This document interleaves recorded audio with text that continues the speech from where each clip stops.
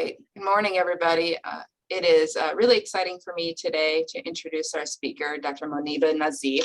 Dr. Nazeef obtained her MBBS degree at Rawalpindi Medical College in Pakistan, and then came to the US where she did her residency in internal medicine at West Virginia University.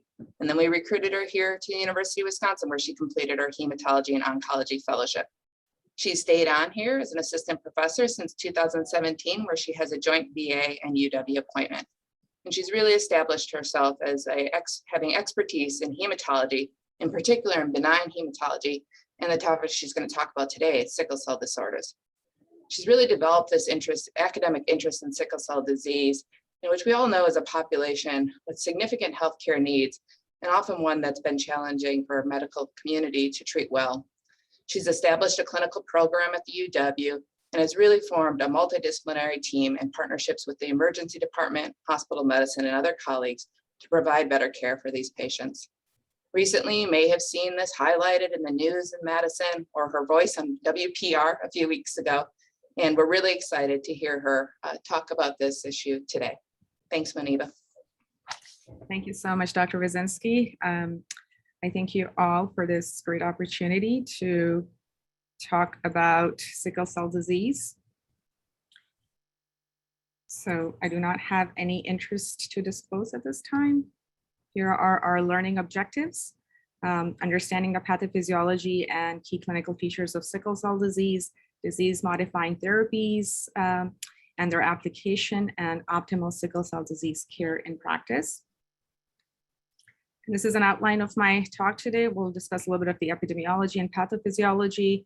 We'll talk about disease-modifying therapies, some curative approaches, and then we'll discuss modification in practice. So I want you guys to meet Tim. He's a patient of mine. He is 24 years old with hemoglobin SS disease. He has a history of silent strokes in childhood. Then at the age of 19, he developed a frontal infarct with intraventricular hemorrhage. He has evidence of Moya disease, which is a condition caused by narrowing of the blood vessels in the base of the brain. He already has evidence of early brain atrophy and recently underwent a cerebral vein revascularization process to address some of the areas of significant stenosis. He has no obvious weakness, but his speech is definitely slow and he gets frustrated at times when he cannot express his thoughts clearly. He is admitted every 2 to 3 months with severe pain crises causing pain in his arms, legs, and back. He has had acute chest syndrome in the past and already has avascular necrosis of both the hips that's causing daily chronic pain. His pain fluctuates but never goes away. He says his pain is at a level of 5 on a good day. And if he can get down to a 6 or 7 after a crisis in the hospital, he's able to manage it at home. Anxiety and depression accompany and follow these episodes. He has held jobs at grocery stores and restaurants, but because of all of these challenges, he's unable to work consistently in one place. But despite all of this, he's enrolled in college and he's hoping to become a nurse someday. However, he understands very well that he may not live his life to his full potential because most people with sickle cell disease only make it to their 40s, at most to their 50s, before dying of disease complications. Major advances in sickle cell disease screening and interventions over the past 4 decades have increased life expectancy. However, the life expectancy for people with sickle cell disease remains more than 30 years lower than that of the general population. So some of you may ask, what is a good way to describe sickle cell disease? I think a good way to think about it is that it is a chronic and progressively debilitating medical condition featuring ongoing hemolytic anemia and recurrent vaso-occlusive events or crises with considerable morbidity from insidious and progressive organ damage. So this diagram demonstrates the multisystem nature of this disorder, causing acute and chronic organ complications. These include acute chest syndrome, pulmonary hypertension, pain crises and bone infarctions, avascular necrosis of the bones, ischemic and hemorrhagic stroke, silent brain infarcts causing cognitive impairment, hyposplenism and susceptibility to infections, chronic renal insufficiency, polylithiasis, and hepatobiliary issues. And it's important to understand that sickle cell disease is a global health problem. With about 300 to 400,000 neonates that are born to the disease each year worldwide.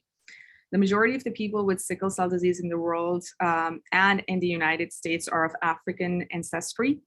Patients of Hispanic, South Asian, South European, and Middle Eastern origin are also affected by this disease.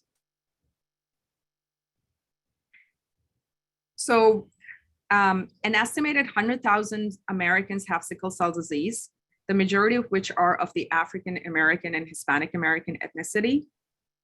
And about 1,500 patients with sickle cell disease are born each year. It is estimated that Wisconsin has somewhere between 700 to 1,000 patients roughly, and that number is growing. About 1 in 13 African Americans have the sickle cell trait. So just to brush up our basic knowledge of this disease, let's quickly discuss about the hemoglobin. So hemoglobin molecule is characterized by its globin chains. So the normal adult hemoglobin is made up of hemoglobin A, and that has 2 alpha and 2 beta chains. There are very small amounts of hemoglobin F and hemoglobin A2. And note that hemoglobin F is made up of alpha and gamma chains. And here, the genetics and development of hemoglobin synthesis is described. So in late fetal and early infancy, hemoglobin F is the predominant hemoglobin due to the predominant gamma chain production. So a switch then occurs at 6 months to hemoglobin A, which is when the manifestations of sickle cell disease appear, and that's because sickle cell disease is a disorder of the beta globin chain. I want to point out that there is an important erythroid regulator called BCL11A, which is a zinc finger-containing transcription factor. It downregulates and represses gamma globin expression and consequently hemoglobin F production in adult red cells. So hemoglobin F is a potent anti-sickling hemoglobin.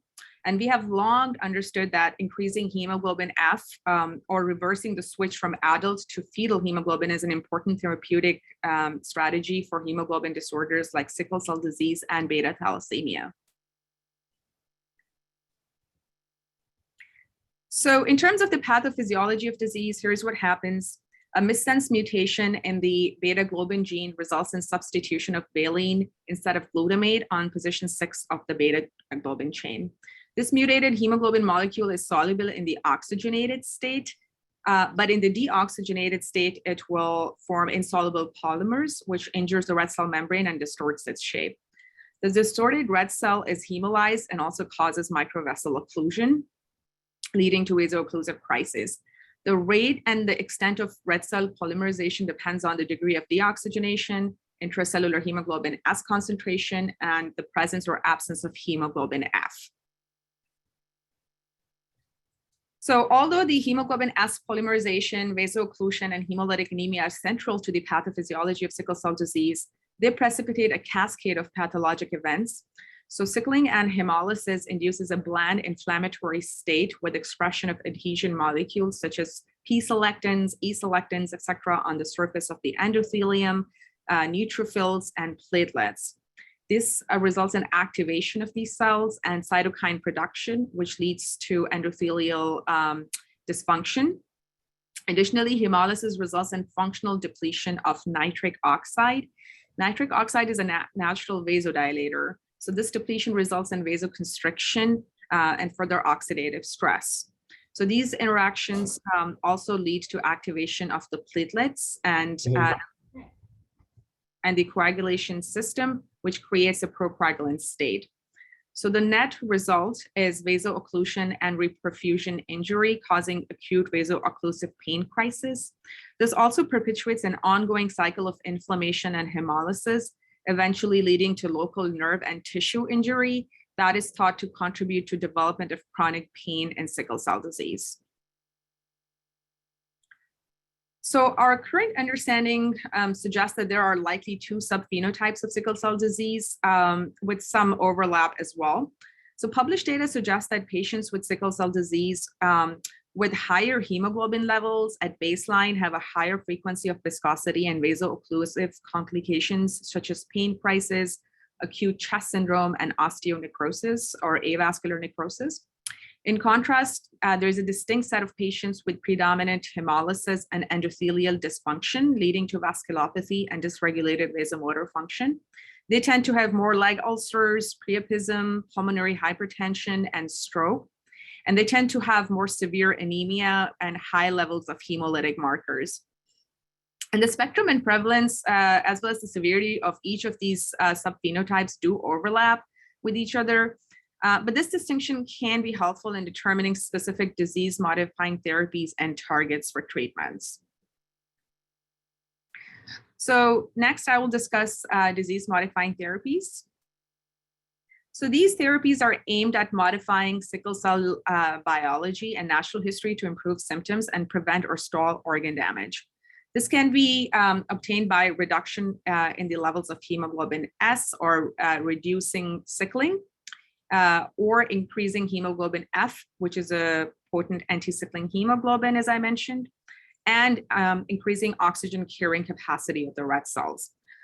And these can be achieved by three main modalities. Number one is chronic, simple, and exchange transfusions. Number two, using anti-sickling medications. And number three, curative therapies such as bone marrow transplant or gene therapy.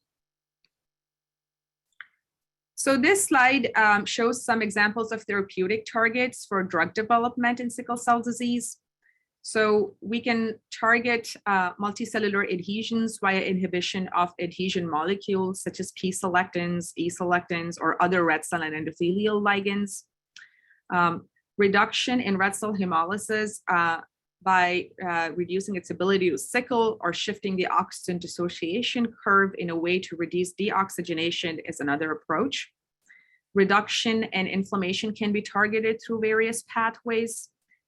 And then mechanisms that regulate reduction in reactive oxygen species production are also being developed and utilized. So we currently have 5 FDA approved treatments, 4 of which are medications, namely Hydroxyurea, L-glutamine, Luzimab, and Boxaloture. And allogeneic bone marrow transplant is the only available curative procedure. And I want you to focus and note that hydroxyurea was approved in 1998. And then for 20 years, there was nothing, there was no treatments and no real great research into this. And in the past 3 years, we have these novel, 3 novel treatments that were approved.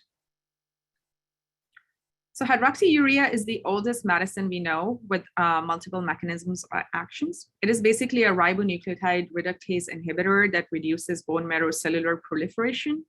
However, it has a range of additional effects. It causes induction of fetal hemoglobin, decreased white cell and red cell mediated adhesions, increased nitric oxide release, resulting in vasodilation and reduced hemolysis, as well as improving cellular hydration, leading to reduced intracellular sickling. So the landmark multicentral hydroxyurea in sickle cell trial was a randomized study done in adults with hydroxyurea compared to best supportive care. And it demonstrated significant reduction in pain crises by about 44%, as well as reduction in transfusion requirements, hospital admissions, and acute chest syndrome. This benefit now has also been demonstrated in more recent data in primary prevention of stroke in children. It translates to a significant 10-year survival benefit of 86% versus 65% in hydroxyurea versus non-users. However, despite all the wonderful benefits of this medicine, up to 75% of the adults fail to get hydroxyurea long-term due to multiple challenges such as lack of access, concern about side effects, and inappropriate counseling from providers. L-glutamine is a conditionally essential amino acid, which means it becomes essential during periods of acute stress such as hemolysis or acute crisis. Its mechanism of action is not entirely clear, but it is thought to decrease the red cell oxidative stress by increasing the availability of reduced glutathione, that can help reduce sickling and red cell adhesions. It is also a precursor to arginine, which in turn is an important substrate for nitric oxide synthesis. So in a phase 3 trial, L-glutamine was compared to placebo and demonstrated 25% decrease in vaso-occlusive crisis and about 30% decrease in hospitalization, as well as reduction in acute chest syndrome. However, the absolute benefit was relatively small, with reduction in vaso-occlusive crisis from 4 to 3 episodes in 48 weeks, and median reduction of hospitalization from 3 to 2. Based on this, it is approved currently for all sickle cell subtypes who have frequent crises. Luzimab is a promising agent. It is a humanized IgG2 antibody against P-selectin, which is an important mediator of cellular adhesion. Therefore, this results in reduced inflammation and vaso-occlusion. This was studied in the SUSTAIN trial, which is a phase 2 randomized placebo-controlled study to assess the safety and efficacy of Luzimab with or without hydroxyurea therapy in all sickle cell genotype and subtypes. Patients older than 16 years with a history of 2 to 10 sickle cell crises in the past year were included.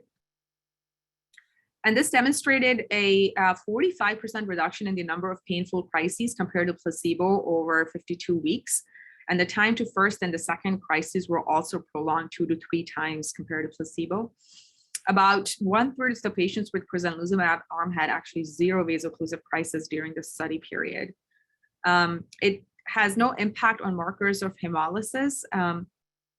It is given as a once-a-month IV infusion, and it's a good option for patients who have frequent pain crises or are unable to take hydroxyurea.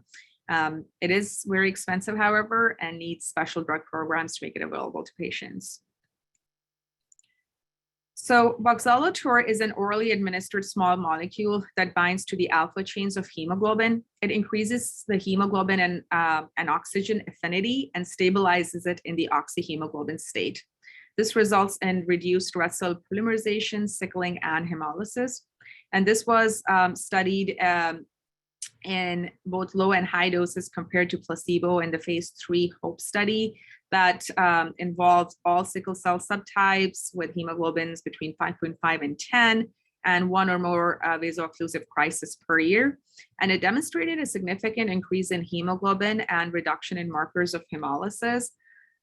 So this graph on the left upper side shows a rapid and sustained improvement in hemoglobin by more than 1 gram only a couple of weeks into the high dose group.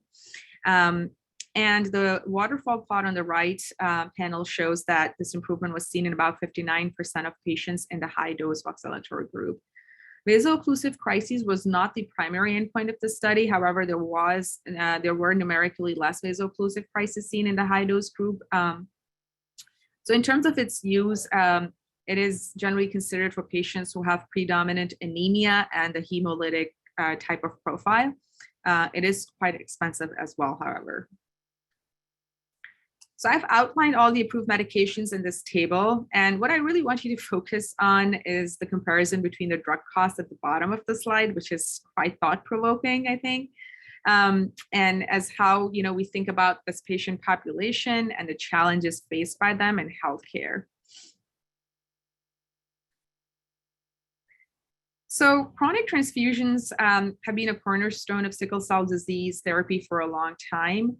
The principle of this therapy is to improve the oxygen carrying capacity and, more importantly, to decrease hemoglobin S levels by suppression of endogenous erythropoiesis. These are mainly recommended to stabilize, reduce, and prevent end organ damage, such as sickle nephropathy, pulmonary hypertension, stroke, and complications like recurrent acute chest syndrome.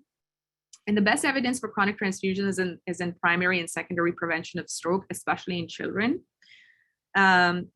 However, it is used, sometimes it is tried in cases of patients have significant and frequent pain crises, or if patients have failed hydroxyurea or they cannot be given, and in other variants of sickle cell disease where the effect of hydroxyurea is not really well established. So this recently published meta-analysis demonstrated that patients who have generally lower hemoglobin levels are at higher risk of organ complications and death compared to those with higher levels. And they described a model that predicted significant reduction in organ damage, such as nephropathy, stroke, pulmonary hypertension, and mortality, even with modest rises in hemoglobin levels of 1 gram or more. So the paradigm is slowly shifting towards consideration for maintaining higher baseline hemoglobin levels. So chronic transfusions is performed either with a simple transfusion or an automated exchange method once every 4 to 6 weeks. It is typically titrated to maintain a hemoglobin S concentration of 30%. And for exchange transfusions, patients usually do need large bore pheresis catheters. Iron overload and alloimmunizations are major issues with chronic transfusions in general. Red cell exchanges tend to be better with regards to iron overload and is the recommended method of chronic transfusion therapy if it is available. However, it is not the case at smaller centers in the country. So how to approach therapy knowing all of this information about the currently approved treatments that we have. So the initial drug choice can be guided by the disease subphenotype. Patients who have frequent pain crisis would likely benefit from hydroxyurea, Luzimab, LGlutamine, either alone or in combination. And patients who have predominantly the hemolytic subphenotype would benefit from hydroxyurea or Boxaloture. The cost, affordability, and access to these medications play an important role in this decision-making. And combination therapy is likely needed given the modest effects of each individual treatment. And chronic transfusions can be helpful in stabilizing and improving progressive organ damage. So now I will discuss some curative approaches. So curative therapies are an important area of research in sickle cell disease. At this time, allogeneic transplant from a matched sibling is the only approved treatment in this category. Gene therapy to repair the beta gene mutation or induction of hemoglobin F is another potential curative approach that is currently in clinical trial phase. So this approach uses the patient's own stem cells, which are removed via pheresis, and then they are modified genetically and then reintroduced into the patient after conditioning chemotherapy. So allogeneic transplant is associated with best outcomes in children less than 16 years of age who have a matched sibling donor. And in those cases, they have a cure rate of more than 90% and a survival rate of more than 90% as well. However, despite this, only about 20% of the children will get a stem cell transplant because of unavailability of suitable donors or the necessary support and resources, which highlights the disparities in healthcare faced by this population. In adults, chronic organ damage and donor availability are major challenges to this approach. So at this time, it is mainly considered for children or very young adults who have a matched sibling donor and are at high risk of disease-related complications such as stroke or recurrent acute chest syndrome. So sickle cell disease is an attractive disease for gene therapy because it is caused by a mutation in a single gene. The idea is that if we can deliver a functional gene or we can improve disease symptoms, if we can deliver a functional gene, we can improve disease symptoms and its complications. So gene therapy utilizes the patient's own stem cells, which circumvents the need for donor stem cells and can mitigate the risk of donor and graft-related immunogenic side effects such as graft versus host disease and other complications. So the goal is to either fix the gene or enable, so if we fix the gene, we can enable the production of functional beta globin production, or we swap the dysfunctional beta globin with gamma chains and cause induction of hemoglobin F. So there are two main types of techniques currently being studied. One is gene insertion or modification using a viral vector, such as a lenti or retroviral vector. Gene editing is a technology that utilizes zinc finger nucleases or the CRISPR-Cas9 platforms. There are several methods that are currently being explored in that area. So remember from earlier, we discussed that BCL11A gene suppresses gamma globin and hemoglobin F expression in the erythroid cells. So silencing and modification of BCL11 gene or its protein product can lead to activation of gamma globin production and adult to fetal globin switch. The other method is to insert genes encoding anti-sickling engineered beta globins to produce somewhat of a normal hemoglobin A phenotype. So a little bit about the CRISPR-Cas9 technology. So what this involves is a guide RNA, which is derived from a bacteria. It can be programmed to match a specific DNA sequence of interest. So then an enzyme called Cas9 is attached to the RNA guide to localize the target sequence on the DNA. And once the RNA aligns with the right target, Cas9 will induce a double strand cut in the DNA. Now the DNA or gene of interest can be inserted, or the defective DNA can be deleted, and then it will repair itself and lead to the functioning of the gene. So currently, 2 published studies have explored these approaches in a very small group of patients. Dr. Frangel's group utilized the CRISPR-Cas9 technique to silence BCL11A gene, leading to induction of hemoglobin F. Whereas another group from Boston Children's utilized a viral vector to induce post-transcriptional silencing of BCL11A RNA molecule, leading to diminished BCL11A production and hemoglobin F induction. So these studies report a total of 7 cases of sickle cell disease and demonstrated feasibility in terms of successful stem cell engraftment, high levels of hemoglobin F expression to the tune of 30 to 40% or plus, and a favorable risk-benefit profile. So further studies are in progress in this area. So this is a recent data from a phase 1/2 trial that was reported in abstract form in the annual American Society of Hematology meeting. This gene called Lentiglobin, it is designed to add functional copies of a modified form of the beta globin gene into the patient's hematopoietic stem cells by using a lentiviral vector. So the red cells then produce a more normal or anti-sickling hemoglobin A, and it's called hemoglobin AT87Q, that decreases the proportion of hemoglobin S with the goal of reducing sickle red cells, hemolysis, and other complications. So here is how it is done. Patients' stem cells are collected by apheresis and are transduced with the lentiviral vector.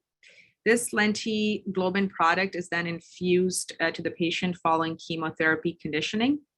The patients are then monitored for hemoglobin levels, hemolysis markers, and several sickle cell disease-related outcomes, as well as adverse event, with a long-term follow-up plan as well.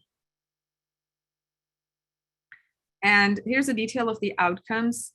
On the left upper corner, you can see the median hemoglobin increased from an average of 8.9 to 11.8, with more than 40% of the hemoglobin of the patient represented by the new functional hemoglobin that is induced by the lentivirus. There was a trend towards the normalization of hemolytic markers, such as the reticulocyte counts, LDH, and total bilirubin. In the bottom left graph, it demonstrates a near complete resolution of vaso-occlusive events in almost all patients, with about 99% mean reduction in the annualized rates post-treatment.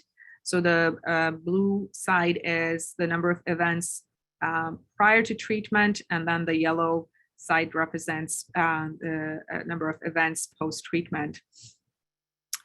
There was also a reduction in the main pain intensity score. So long-term follow-up of these studies will help give us a better understanding of their safety, feasibility, and applicability to the wider patient population. So coming back to Tim, this is all very exciting, but you may ask, what does it mean for our patients, and where do we even start? So given his high-risk disease, he has been on hydroxyurea, an aggressive red cell exchange program to keep his hemoglobin S levels low. Despite this, he continues to get sickle cell crises and pain. We started him on LGlutamine, which has helped a little bit. However, thinking long-term, how can we ensure that he can live a long life without further complications? So we discussed the option of a bone marrow transplant with him. Luckily, he has a matched sibling donor, and he was evaluated and found to be a candidate for stem cell transplant. He is, however, concerned about potential side effects and the time he has to take off from college to be able to go through this intensive therapy. And with the pandemic, he had to put off that idea for now. So again, I have already mentioned that he wants to become a nurse someday. So this is all really good, but he still struggles on a daily basis with multiple challenges to get optimal care while dealing with this very challenging disease as it is. So this is not a comprehensive list, but some of these challenges include providers' lack of awareness and knowledge about his disease, which can be shocking at times. For example, one survey reveals that only 20% family physicians feel comfortable treating sickle cell disease.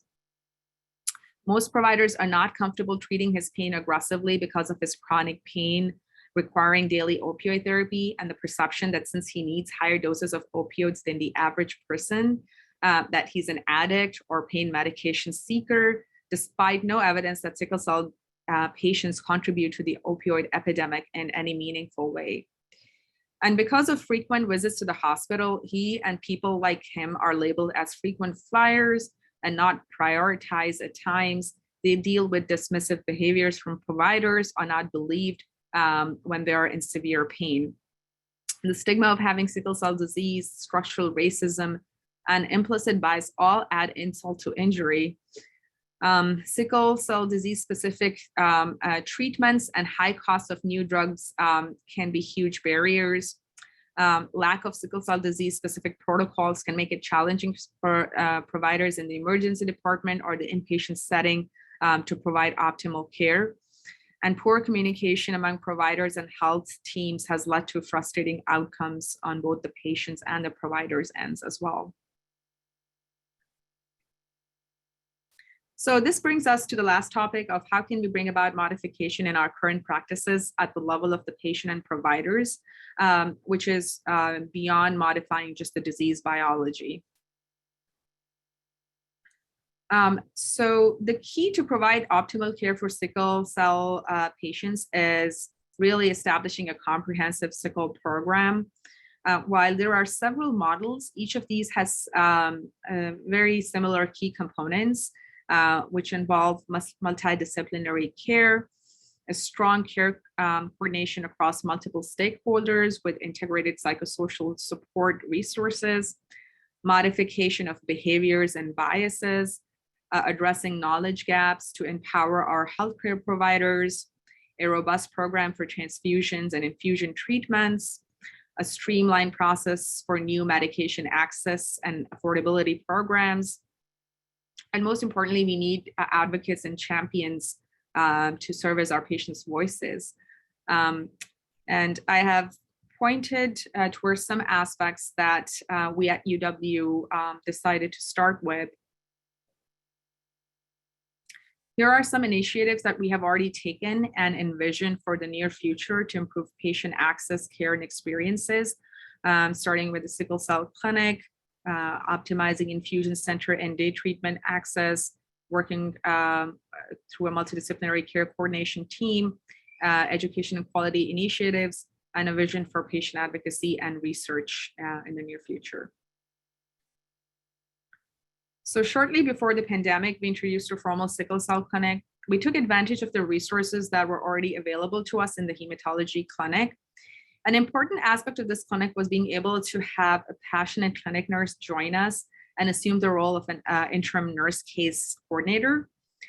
She has catalyzed a number of key initiatives in bringing in bridging this gap between the patients and providers and in optimizing patients' access to care.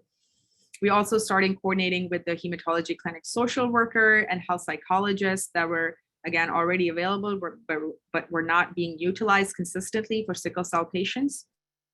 A number of protocols are being built for nurses to optimally triage patients for management at home or schedule day treatments in the infusion center or sending them to the emergency department. And to bridge the knowledge gap, we embarked upon several formal and informal initiatives to educate trainees and providers in medicine and emergency departments. A key aim is to empower our nursing and support staff. So we have been working on that end. The patient relations and diversity, equity, and inclusion departments have been collaborating with us in these projects. This initiative is also being expanded to other institutions and healthcare systems in the region who are important partners in this global aim. And last, through these efforts, an interdisciplinary group was born who recognized the gap and barriers in care and really wanted to bring about change. So this group consists of champions from the emergency department, medicine, and hospitalist teams. And through this platform, individualized patient-specific management protocols are being built for emergency department and inpatient setting. They are housed in the patient's charts to provide prompt and optimal management. This initiative is already being positively received by providers and patients like Tim. Many patients now no longer have to wait hours before their first dose of their preferred pain medication. The team ensures that we all have close loop communication with each other and they work with their respective departments in advocating for sickle cell patients. We have also partnered with acute pain service and several other subspecialties such as obstetrics to work on similar pathways. We're just getting started, but it is a step in the right direction. So in summary, sickle cell disease is a complex and life-limiting condition. Vaso-occlusion, inflammation, endothelial dysfunction play an important role in its pathophysiology. New disease-modifying therapies hold promise. Curative approaches are exciting, but more work is needed to make them affordable and accessible to patients. Sickle cell disease expertise and consistent healthcare is needed to ensure access to treatments. And the first target of modification really starts with us. If we acknowledge and recognize our patients' suffering, educate ourselves, and be willing to work together, we can instill hope for a good future where we can ultimately cure sickle cell disease someday. And here are some of the brave champions at UW who I want to thank for their commitment and their compassionate care. This is by no means the full list here, but I also want to thank the nurses in the Carbone Cancer Center and the Infusion Center, as well as in the hospital, and the inpatient side and in the emergency department who are stepping up and are serving as champions for our patients. I thank you all for your attention, and I'm ready to take questions. Great, thank you for a really wonderful overview from bench to bedside and beyond. First question from Craig Comfer.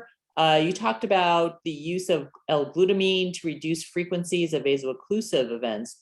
Should we be starting that therapy when patients are hospitalized for a vaso-occlusive event? And thank you for that question. So these treatments, the ones that I've outlined, most of them, they are not they don't have any evidence of benefit right when patients are having a vaso-occlusive crisis, so they don't work quickly enough. And then the other big barrier is actually you need to get insurance prior authorization to get these, as they are expensive.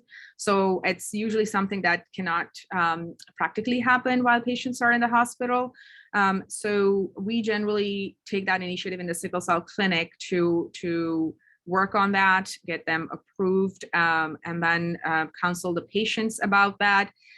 Generally, when patients are admitted with an acute pain crisis, it is not a good time to really be discussing a lot of new treatments because they're not in that mind frame as well. So I think, the best place for these is usually when they come into the clinic and we can talk to them and counsel them about side effects and then start those treatments.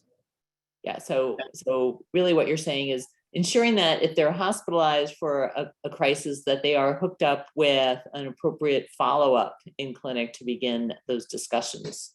And also always consult hematology. That's sort of my pet peeve here. I always say, please get us involved, even though you might think that, yeah, there is maybe not much that heme can do, but we can. And there's a lot of things that we can help, and especially facilitating this transition of care and also providing continuity, which I think is very important for our patients in the middle of a very scary crisis. Great. A question from Farah Coxo. Can you talk about a little bit more about the discrimination facing sickle cell patients who present with pain and barriers to getting appropriate pain control? Yes, as I sort of alluded to, there are several aspects of the discrimination that is faced by our patients. Part of it is obviously rooted in the fact that most of our patients are African Americans, and there is, in general, a discrimination against them. But then you couple that with a chronic disease, which requires pain medications in the form of opioids. And that sort of just adds on, again, insult to injury on all of that. So the perception that patients, so first of all, people have very limited understanding of the nature, the disease pathophysiology, and the nature of the pain that patients have. And so patients come in with pain. They have lived with pain all their lives. So they have a different kind of tolerance and attitude towards pain than somebody who comes in and they have broken their bone, right? So sometimes there are visual cues that are used to assess, because there's no test that can say the patient has vaso-occlusive crisis. We don't have anything objective. So we always have to believe the patient's own account, which is where people get skeptical, because then they'll use these cues like the patient does not appear to be in severe pain. Well, they have chronic pain, and what's going on inside their body, you're not able to see anything. So that usually creates that first layer of, yes, they don't appear to be in pain, they're here just to, and I think we just have to uncouple that right away and say, I'm going to go in there and I'm going to show the patient compassion, and I'm going to just say, I believe your pain. Just simple 3 words. I believe you are in pain. And, you do that, and then you are now, you have developed this bond with the patient, and the patient who was also on guard because of how he has been treated all his life or her life with regards to the provider's behaviors, can relax, and then you can actually have a good therapeutic relationship. I always say that this is not a time for providers to really address what their, issues are, whether they have opioid dependence or, other substance issues or anything like that. This is the time just to treat their pain. So that takes off that burden from you. Let us deal with all of those issues. For you as a provider who's taking care of the patient in the inpatient setting or in the emergency department, you just have to go in and say, I believe your pain and I'm going to treat your pain, and you listen to the patient. And you listen to the patient. You just don't use these, cues that are like, yeah, the patient is texting on their phone, so they are not in pain, which, is always funny because, a lot of these patients are young patients, and they might be texting to arrange childcare. They might be texting their work, while they're in crisis. They have to take care of so many things that we don't even realize when we're taking care of our patients. So I think that it's basically these preconceived notions that we have to uncouple, and we understand what sickle cell disease is and how it can cause pain, and how the pain dynamics work in patients with sickle cell disease, which is different than other patients. They have acute pain, they also have chronic pain, and more than half of the patients have pain all the time at baseline.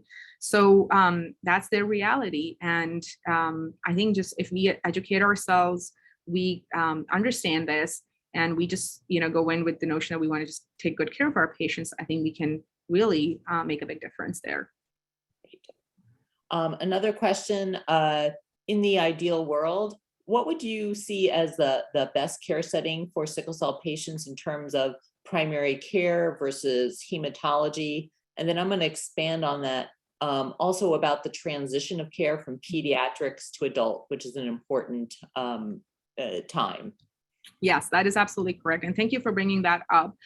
In terms of sickle cell disease models and care, there are several models, as I mentioned, and every place does this a little bit differently, and they work, so there is no one model that you can say, yeah, this is what it is. It obviously surrounds around what resources you have and what kind of setting you're in. However,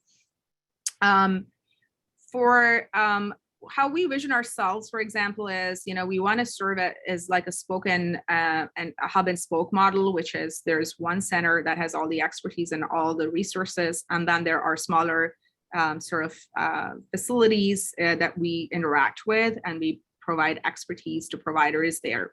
Now, in terms of what would be in the comprehensive program, what would be ideal, a clinic is the first step, which integrates the sickle cell providers with regards to hematology, having nurse practitioner and advanced practitioner support, and having primary care integrated into that clinic is great, because then it's sort of like a one-shop kind of like stop for patients, which is great.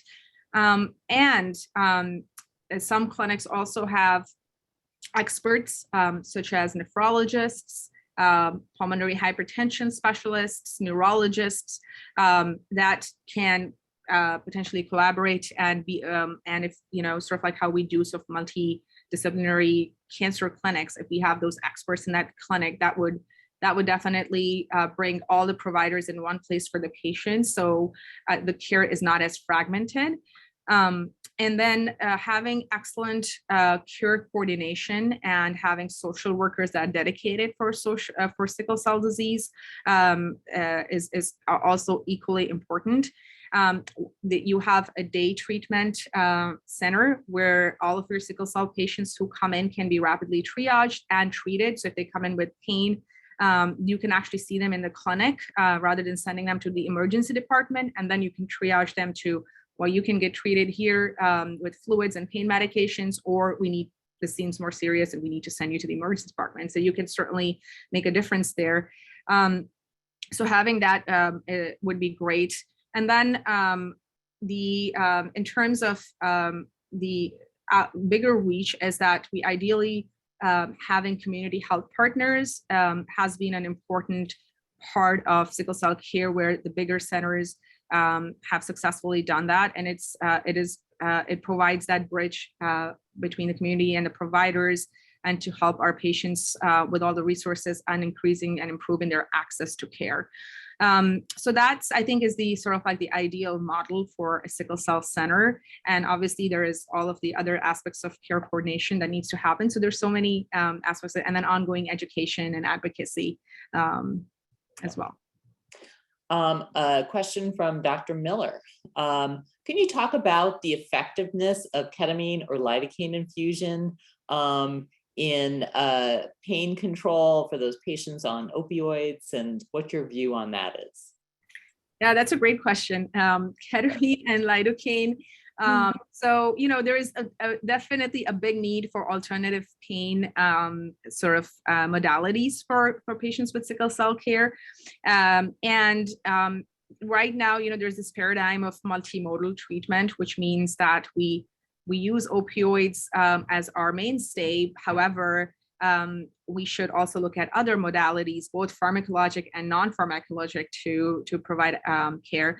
With regards to ketamine and lidocaine, so there are small published studies, and it is something that is up and coming, where they're looking at low-dose ketamine infusions as a means to decrease opioid needs in the inpatient setting. And there has been some successes with patients, especially those who are on really high doses of opioids and they have uncontrolled pain, or if they develop opioid-induced hyperalgesia because of staying on high doses of IV opioids for long.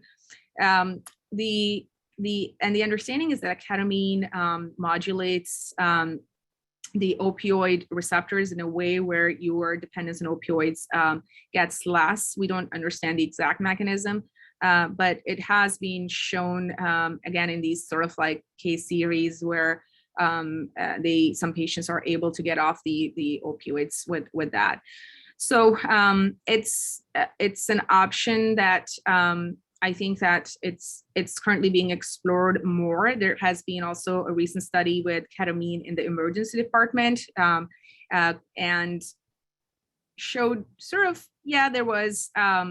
was beneficial. It wasn't earth-shattering, but if you can introduce it early, and then if you need, you can do opioids later. But it's not widely available. So we are fortunate, we do it here for our patients in the inpatient setting, and that's where that partnership with the acute pain management service has been so helpful. But it's not for all. So some patients get some side effects from that, and some patients just don't benefit from it. So it's modest, I think, in terms of its effect. But when you have not much else that you can do, I think it's worth considering it for patients. And sometimes, it does help for patients to get off their opioids sooner. But I also encourage you to think about local modalities as well, having the acute pain service, if that service is available to you. For example, if there's a localized joint or a bone or a rib, some area that can be targeted with local or regional analgesia, that is something that I think that would also be helpful to think about. Yeah. And I'm going to ask a question. So one thing that has always struck me is the differences in the investment that we as a society have made in cystic fibrosis versus sickle cell disease. Can you comment on the research funding and the discrepancies between those two diseases? Yes, thank you for that question. So yes, this is a poster child for that, because we have 3 times more African Americans with sickle cell disease than people with cystic fibrosis, and then the funding is less than, I think, 1/3 of what they get. So, and also diseases like hemophilia and muscular dystrophy are also kind of examples of, yes, these are small patient populations, but they have such great funding, and so many new treatments that are approved. And this really goes back to, obviously, the the disparity that we talk about for a long time. So sickle cell disease was described about 100 years ago, and or 120 years ago, and by now, and here we are. For a long time, there was actually no research funding that was going into sickle cell research, and this initiative has, I think, very recently taken on. I think in the past few years, where NIH, NHLBI, CDC, and American Society of Hematology have all sort of recognized and started advocating for change in this area. So it's a good start. There are now studies being funded to at the public health level, and also for some of these novel treatments. It's taking on, but it's definitely, we're way behind. And I think that just is sort of a good example of that. And I think, we are here now, we have only 4 medications. But I think that there is hope. And the hope lies in our recognition of this disease. We have to stop ignoring it as if it's just something that we just don't want to think about. And as providers, these conversations and these collaborations, I think, is the key to really bring about change and advocate for this and talk about it. So yeah, it's getting better, but you're absolutely right that this has been the example of the prime example of how disparities in healthcare have affected the patient population. Yeah, just as a trivia fact. So I did my undergraduate research at MIT with Dr. Vernon Ingram, who was the person who discovered the mutation that caused sickle cell disease.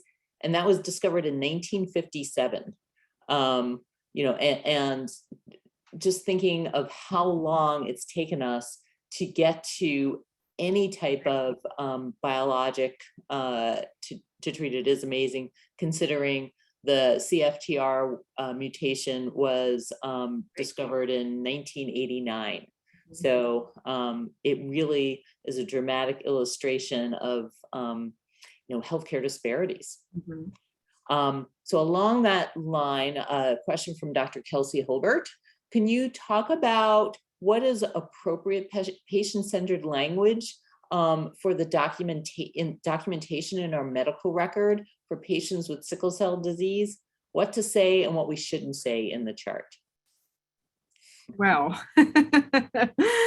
that's an interesting question. And honestly speaking, I think I probably need some more specifics about what is it that they are concerned about documenting. I think, you document when you're talking about, I think I guess if she can clarify, that would be a little bit better for me in terms of what is it that she really is concerned about. I can probably maybe elaborate that a little bit more. I would suspect unconscious bias in the way we're documenting it. And it would be interesting at some point to pull records from patients who are hospitalized and see how they are portrayed, and whether there's education that we can build on for our providers about that. No, I think that's great. And it's something that we should look at. Some of the things that we do see being documented, for example, is when we are documenting this. So we're saying patient is describing pain, but then our documentation suggests a disconnect between that by saying, yeah, but they're found walking in the hall, or, they went off the unit with their PC, or, something like that. And all of a sudden, what we are probably implying here is that the patient is not in pain, or, we don't believe that they're in pain. So I think that paying attention to that language is important, that when you are saying that patient is describing pain, then you are careful about how those kind of unconscious biases don't come into play, and you are portraying what the patient is telling you, and you really show the respect to the patient in terms of how they perceive, and so and that you're listening to them.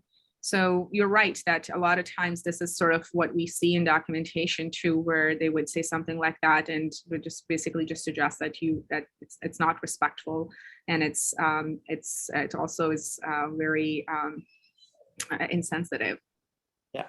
So we are just about out of time.